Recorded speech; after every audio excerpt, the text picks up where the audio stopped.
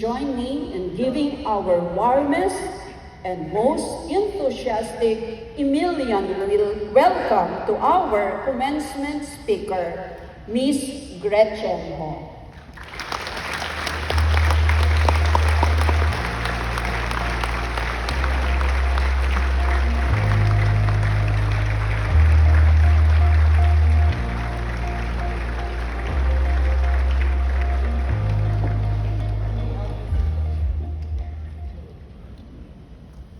Good morning, magandang umaga. Umaga kay ganda sa inyong lahat. Good morning. Pakiramdam ko nag-heart to heart kami ni Dr. Rebecca. Kilala niya ako. Maraming salamat. And to Doc Paolo, thank you. So, 26 ng Emilio Aguinaldo College. Congratulations po sa inyong lahat. Bakit nga ba ako yung naimbitahan? Sabi ko nga, hindi ko nga rin alam. Sabi ko nakasabbatical nga ako ngayon. But maybe, hopefully, with my life's experience, there is some modicum of wisdom that I could share with you all today. Ramdam ko po yung bigat at saya ng araw na ito para sa inyo. All the sleepless nights, the self-doubt, yung pagsusunog ng kilay, just to make it here today, nasa finish line na po tayo. Ang sarap. Ang sarap. Hindi na kailangan pumasok ng maaga. Hindi na kailangan mag-online classes. Hindi na kailangan. 4 or 5 years ago, you stepped into the halls of EAC carrying dreams, not only for yourselves, but for your families. You chose to pursue higher education at a time when the world was only beginning to recover from a global pandemic. The future was not clear. It was filled with uncertainty, and yet every single one of you showed up.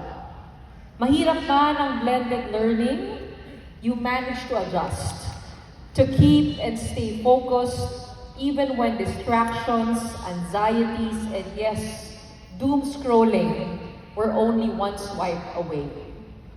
Ibang klaseng hamon ang nalagpasan ng batch na ito. Di po ba? Ibang klaseng tapang ang hinihingi sa inyo ng buhay. Di po ba? Nung panahon ko, sisimula pa lang yung social media noon. Hindi ko na alam ngayon, hirap na ipagsabay yun, di ba? So before anything else, I want to congratulate you again, not just for earning your degree, but for the determination that brought all of you here today.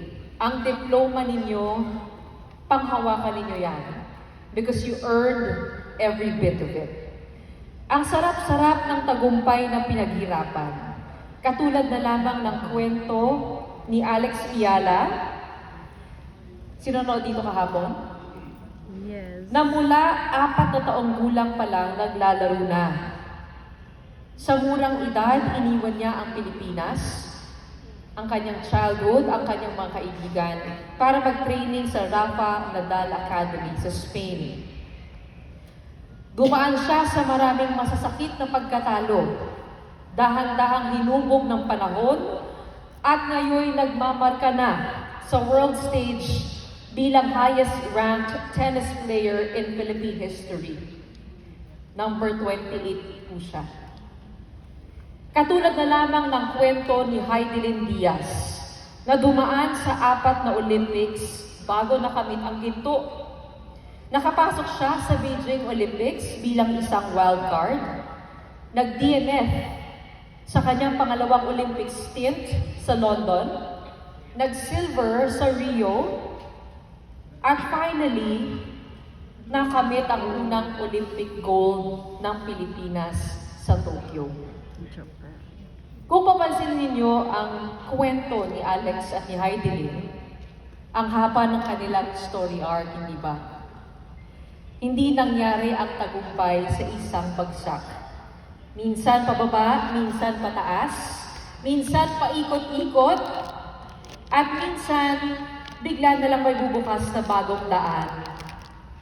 Para sa mga galing sa Quezon City ngayon, Natuwa siguro kayo dun sa bagong expressway. There will be moments of glory, but there will also be necessary painful chapters. Ang graduation ninyo ngayon, isa itong moment of glory na hudyat ng pagtatapos ng isang mahalagang yugto. Itaas ninyo ang diploma mamaya na parang isang tropeyo. Savor this triumph. Enjoy this win. And let it remind you of all that you have worked hard for. Take this milestone with you, all the lessons that you've learned in college, and use that resilience you developed as a proper foundation for your next chapter. By the way, ako nga pala si Gretchen mo. Dating volleyball player at professional athlete, ngayon isang broadcast journalist na at television host. Malayo sa plinano ko ang naging story arc ng buhay ko. 14 years ago, nag-double major ako sa pag-aaral at sa paglalaro. Joke lang. Hindi, nag-double major talaga ako. So, nag-double major ako sa BS Management Engineering at AB Communications, minor in Development Management. Kaya shout out sa mga majors, management majors dyan, sa mga humanities and social sciences majors, engineering majors. Oo, may bias ako ng konti. At syempre sa mga taga-Institute of Law and Justice. Oh. Hindi ko inaral yun ng kolehiyo, pero ngayon na nagbabalita na ako. Mukhang kinakailangan ko na siyang paggugulan ng oras. At natututo na ako magbasa ng batas ngayon dahil na rin sa mga nangyayari sa ating bayan. Hanggang ngayon, tinuturing ko pa rin na biggest achievement ko, yung pag-graduate ko mula sa mga kursong ito. Alala ko pa kung paano ko ginapang yon. At some point, tinanong ko pa sa mga teammate ko, kailangan ba gumagana yung utak kapag nag-i-ensayo? Kasi 3 hours lang yung tulog ko noon eh. Diretso ensayo, diretso training. Tatakbo kami ng bleachers. Ang sabi sa akin, hindi naman Gretchen, wag lang sa game day. Kasi mabagal na yung processing na utak. Pero sa pangalawang major ko, sa paglalaro ng volleyball, sabit. Alam naman ng marami ang kwento namin sa Ateneo. Napanood nyo ba yung panahon namin? Napanood pa ba? Oo, sila ko tinatanong to sa mga speech. Siguro pag dumating na yung araw na hindi na ako napanood, talagang alam niyo na, batang-bata pa ako. Alam naman ng marami ang aming kwento sa Ateneo. Gumawa man kami ng kasaysayan sa pagpasok sa UAAP Women's Volleyball Finals matapos ang 34 years mula sa pagiging cellar dweller noon. Alam din ng lahat na hindi nagkampiyon ang aming batch, ang Fab 5. And there will always be that caveat in our story, that painful footnote. Nakapasok nga, pero hindi naman nanalo. Yun bang graduate ka sana with honors, pero kulang ng 0.01? Yun bang nandyan ka na, pero hindi mo pa nakuha? Paano nga ba makakabawi sa mga pagkakamali? Paano nga ba tatanggapin ang pangarap na hindi natupad? Paano babaguhin ang kwento kung pakiramdam mo na isulat na ang ending? Sa volleyball lang kami nakilala ng taong bayan, di ba? Yan ang mga masasakit na tanong ko sa aking sarili nang harapin ko ang aking sarili sa salamin. Pagkatapos ng ilang beses na pakikipag-usap na yon, I finally had the courage to tell myself na hindi rito magtatapos ang aking kwento. Before I go a little bit farther into the future, I'd like to share just a little bit about my past. Coming from a Filipino-Chinese family, karaniwan sa amin dumidiretso ng business. Pero sa aming pamilya, medyo kakaiba.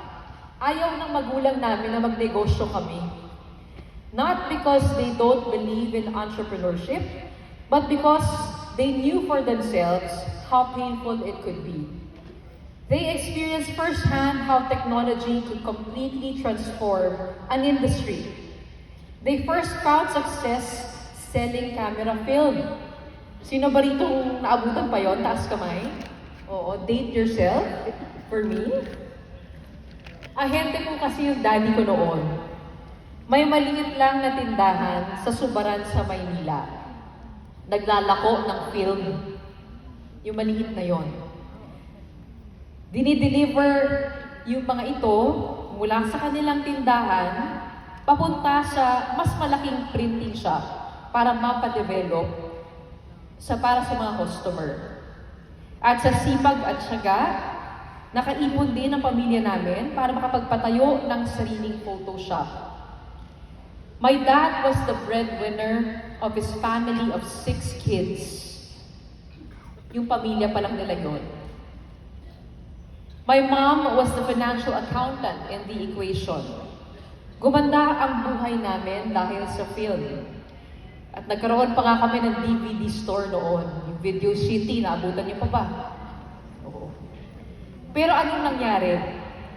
We witnessed the bitter decline of it all. One by one, each business became obsolete as technology evolved.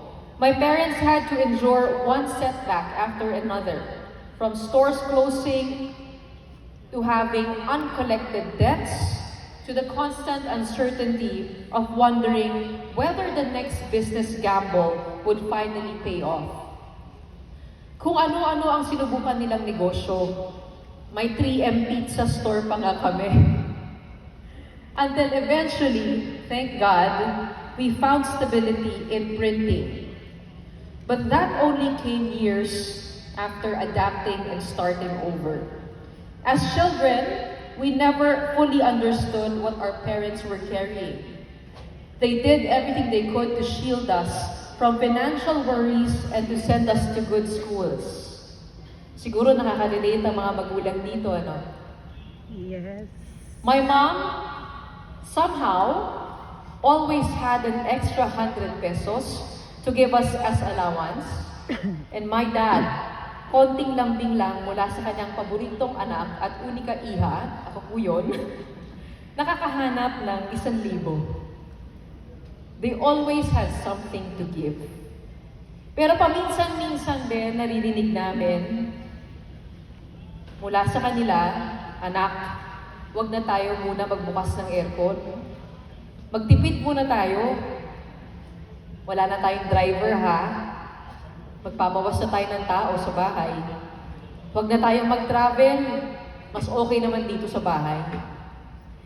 Nung bata kami, akala ko, tinuturuan lang kaming maging masinop. Looking back now, I realized they were reminders that life can change faster than we expect. My parents had only one piece of advice for us 4 kids. Sabi nila, huwag na kayong magnegosyo, mag-professional na lang kayo, please. And that's what we did. So now here I am, a professional in media, my eldest brother, a lawyer, my second brother, a doctor, and the youngest works in finance. And the 3 of us managed to get university scholarships. And upon reflecting on it, I realized our parents were not trying to secure our future by merely avoiding uncertainty. They were trying to teach us how to live through it, how to adapt, how to recognize opportunity when it comes, how to be grounded enough so we can tighten our belts when need be in this economy, how to be persistent yet flexible enough to change lanes. They were not preparing us for one particular career. They were preparing us for a lifetime of change. You know, I don't envy your generation. In fact, if I were graduating today, I'd probably be asking myself the very same questions that many of you here have on your mind right now? What's next? Ano ang susunod? With conflicts happening around the world, an uncertain economy, and artificial intelligence transforming industries almost overnight, it's hard not to wonder what jobs will still exist. Will the pay be enough? Will the careers we've dreamed of still be relevant? Those are real questions. They are not to be set aside, and they're valid. We are living in a time of great uncertainty, but that is not to say that past generations like ours, like the others before us, have not experienced the same thing. In my own graduation 14 years ago, social media was only beginning to reshape our lives. Facebook, Twitter, Instagram were becoming part of our everyday routine. It felt like we were standing at the brink of something exciting, and suddenly opportunities seemed limitless. Anyone could build a platform, anyone could share an idea, anyone could create a career that did not exist before.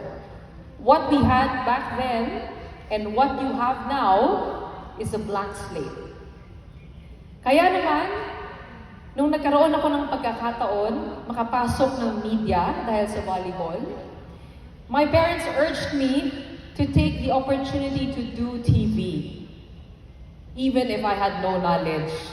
Kahit business, management, engineering ang background ko. Hindi ko nga kilala yung karamihan sa mga artista noon. Siguro meron ding mga ibang nainis. I was so awkward, so stiff, so boyish. But if there was one thing I knew how to do, it was to learn with the mindset of an athlete. So I imagined the camera as my ball, the studio as my court, treated my workmates as my teammates, looked for coaches in the industry, and kept on taking chances every time I was called up and given playing time. Practiced at home, listened to other hosts and anchors, and it eventually gained the courage to try out for the newsroom. God is good. Because when I applied for a job, ABS-CBN News Channel was rebranding and they needed younger anchors. I got accepted into the ABS-CBN News and Current Affairs Division and got a show. I spent many hours watching tape, seeing myself on television, no matter how painful. Masakit panoorin ng sarili natin, di ba? Just trying to figure out what worked for me and what did not, so I could improve. And that was how my journey in media started. Malaking tulong yung digital presence namin sa volleyball noon. Kaya nabigyan ng pagkakataon to host shows and events. And eventually from ANC, I made it to the TV Patrol screen and my dream show, Umagang May Ganda. From news reading, I began writing sports and news features, constantly trying to level up my game and trying to sharpen a tool in the shed every day. With enough exposure and experience to various roles, I slowly began to understand the different careers I could take in the media industry. Showbiz, lifestyle, entertainment, or news. And I began to see what each lane demanded. And just like sports, each career will have its costs. I began to understand that broadcast journalism is not just about performing on television, knowing how to read spiels, or following scripts. It is not merely about getting airtime or your story becoming viral. The bigger calling lies in helping people parse through information, giving a voice to the voiceless, throwing the hard questions to the right people when need be, and holding those in power accountable so we can shed some light on truth. Many of these undertakings have proven to be uncomfortable because you cannot have power without responsibility. After much discernment, I chose to be in the newsroom because of my calling for public service. I found the chase of stories a better fit for my high adrenaline personality. I love bringing information to people, listening to people's stories and crafting them carefully in reports. I then eventually transitioned into more serious news, needing to bury my head into lots of research and readings to prepare for my daily news interview show with the day's top newsmakers. I developed a leaning towards long-form storytelling and documentaries.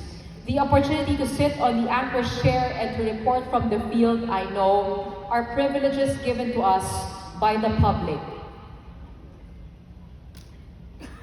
With this, I slowly learned to discern the opportunities that went my way, from saying yes to almost everything, to eventually learning to say no to what would have compromised my integrity. Because when you choose a path, you effectively say no to others. It wasn't only good offers that I had to turn down, and many were very lucrative. Katulad na lamang ng politikong mag-aalok ng bayad para ma-feature sa YouTube channel mo, o katulad na lamang ng online gambling na milyon-milyon ang hatid. Kung ginusto ko lang yumaman talaga. There are no shortcuts to real, fulfilling success. I remember our coach telling us during training, kapag nandaya kayo sa conditioning drills ninyo, sino ba ang dinadaya ninyo? Hindi ba sarili nyo lang? Sino ba ang hindi lumalakas? There is no point in taking shortcuts because one day, it will cost you. Isang araw, sisingilin ka ng buhay. Integrity is not a value that is exclusive to the newsroom though. And many times, defending it will come in many silent no's. Our yeses are loud and many times Instagrammable. But what truly makes one's character will be the opportunities you say no to. These define our boundaries and our non-negotiables. And so you will have to develop your own sense of integrity as you join the workforce. And I'm confident that EAC has taught you the proper virtues, values of virtue, excellence, and service. The blank canvas I was given upon entering the media humbled me because I knew in the midst of this competitive environment, it was not my course really that mattered. It opened doors for sure. But what will make you stay in that door will be the sense of integrity that you have and the character that you've developed as well as the commitment that you have. And the same thing lies before you now, a blank canvas. In the age of artificial intelligence, many will claim to know but really don't. And there isn't an established formula for success. AI has changed the game and will continue to do so in many ways. It will undoubtedly open doors we cannot yet imagine. It will help us work faster, solve problems better, and create opportunities that have not existed. But there will also be many dangers at hand, especially with many malign actors who will try to manipulate the information landscape and take advantage of this generation's short memory. And so as technology progresses even more, it will require something increasingly valuable from each of us, and that is discernment. The ability to think critically, to ask better questions, to research the proper information, to have the capacity to listen to various opinions from the whole spectrum, even if it does not align with your own. To see that the truth may exist from many sides, with various contexts, and to defend the facts when need be. Nasa inyo na po yung responsibilidad na yun. And may you spend time understanding your own values, your non-negotiables, what violates you, and eventually find a deeper sense of purpose. It will take time. Merong iba sa atin na mula bata pa lang, siguro alam na kung anong magiging career nila paglaki. They're fortunate to have this sense of clarity early on. But there are more of us who need to discern this sense of purpose along the way. Because many times, wisdom and certainty only come after much experience. So kung hindi nyo pa alam kung anong gagawin, taas kamay ng hindi pa sigurado ang gagawin. Huwag kayong mahiya. Take heart. Okay lang yan. You will discover it along the way. Be adaptable, learn from other people, make mistakes, get work and life experience in this age of ///. Very millennial and Gen Z ang pagiging multi-talented, di ba? And while it is quite daunting to hold the blank canvas in your hand, it is also a bright time to design your own life. Entrepreneurship is on the rise. Knowledge is there for the taking. Hindi na rin kasing laking puhunan ang kailangang itaya tulad ng panahon ng mga magulang natin. There are many possibilities at hand and you have a rare chance of doing something that nobody has done before. But I am of the belief that before you attempt to break the rules, you must learn the rules. Technologies might change, but age-old good character remains timeless. So show up every day, just like how you did for the past 4 and 5 years. When you come in with a mind ready to absorb, to learn, to listen, and you choose to stay through the difficult times to see a project through, you will be valued in any organization. Hindi po nagbabago yan. Because it is not just about passion. Skills can be learned. Ang dali na lang i-YouTube o i-AI yan. But finding a person who will sit with you through the storm is like finding a diamond against the rubble. A person with integrity and good character is difficult to find. So habang bata pa kayo, patuloy lang kayong umoo. Keep saying yes to people and to opportunities as much as you can.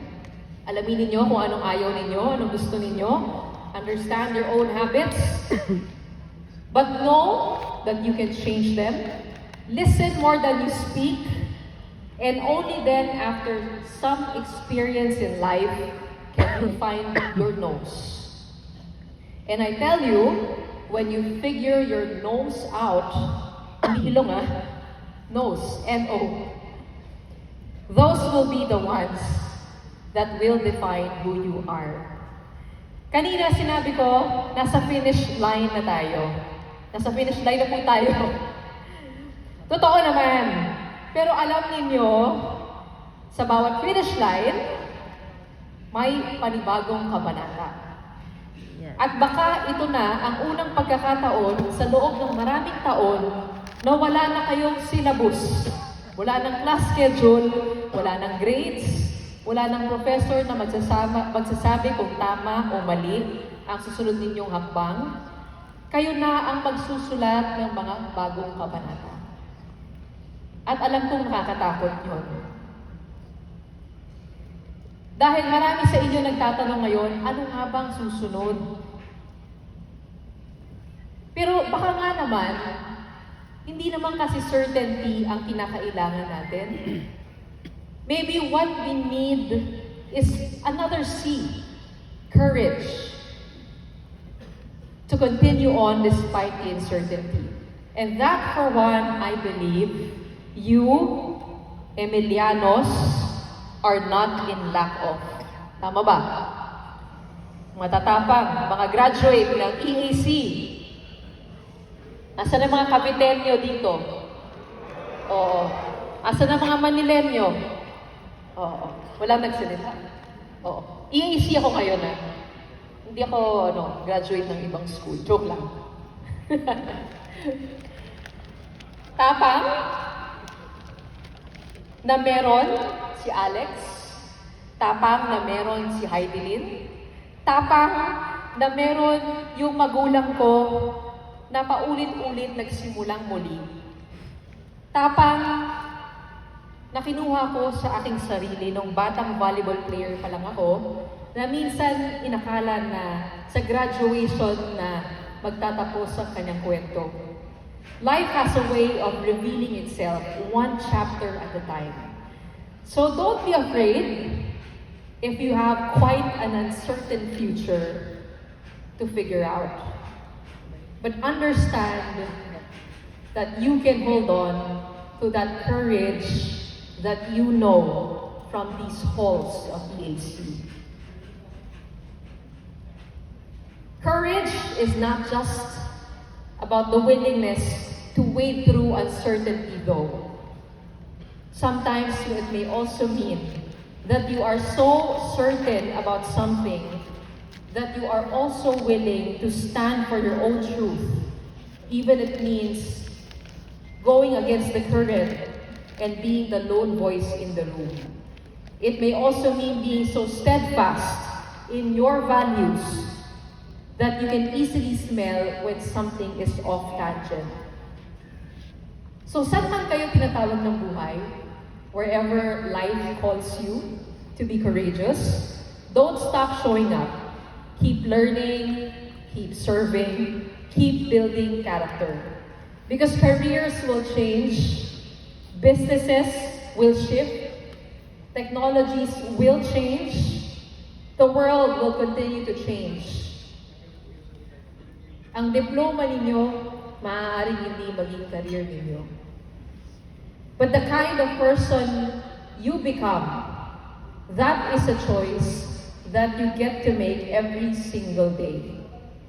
Sa sports, kapag nananalo kami, sinasabihan kami ng coach na maaari kaming magdiwa, pero isang araw lang.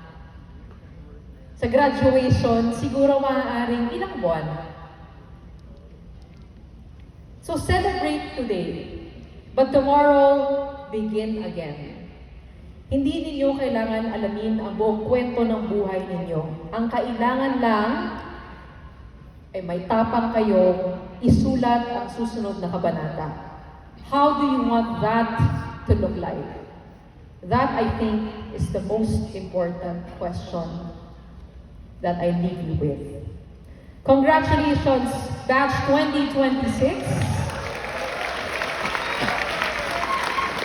And may you live a life worth telling. Maraming salamat.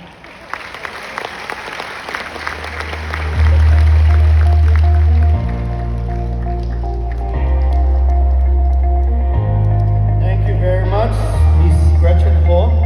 Your heartfelt message has deeply resonated with us, filling our hearts with gratitude and renewed motivation. Your words have left a lasting impression, inspiring us all. Allow us to honor you with a plaque of recognition to be awarded by the President, Dr. Jose Paulo E. Campos, Vice President for Academic Affairs, Dr. Rebecca de Miranda, Attorney Paulo Campos,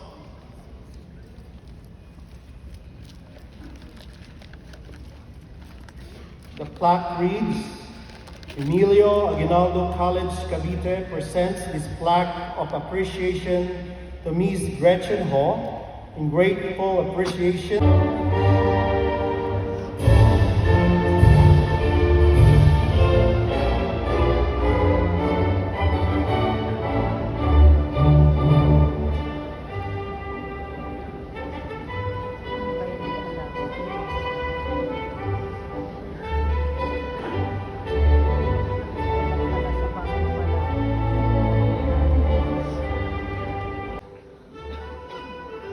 Renz V. Princesa. Allison Jean E. Putis.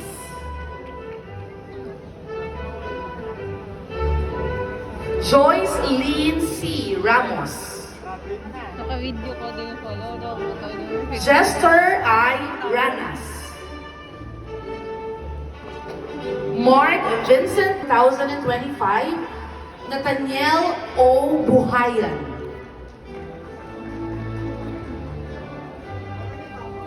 Alcris B. Refugio. Perilan S. Reyes. Bachelor of Science, Electrical Engineering, June 2026. Ashley Josh De Chavez Agbayani. James Catherine V. Axel P. Lanta. Lightly Kenneth S. Maglaki. Earl Jared O. Marocco. Jeremy A. Monzon. Jeremel Jose P. Morata. Sean Allen V. Novella. Sean Kenneth B. Olavario.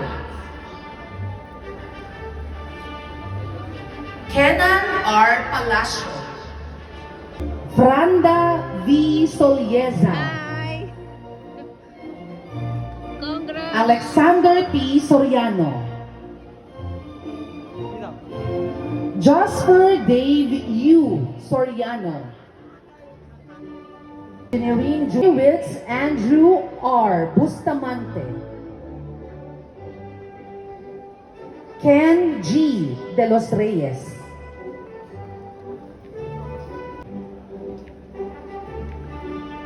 Kenneth Paul